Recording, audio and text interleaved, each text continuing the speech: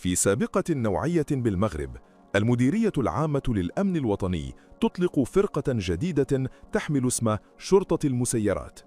فرقة متخصصة في تأمين ملاعب ومحيط كأس إفريقيا 2025 من الجو.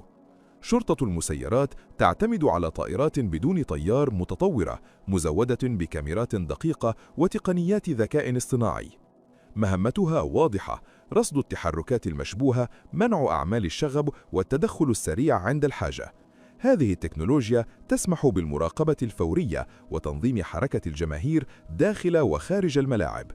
المغرب لا يؤمن بطولة قارية فقط، بل يؤسس لجيل جديد من الأمن الذكي. شرطة المسيرات ليست حلاً مؤقتاً، بل رؤية استراتيجية نحو كأس العالم 2030.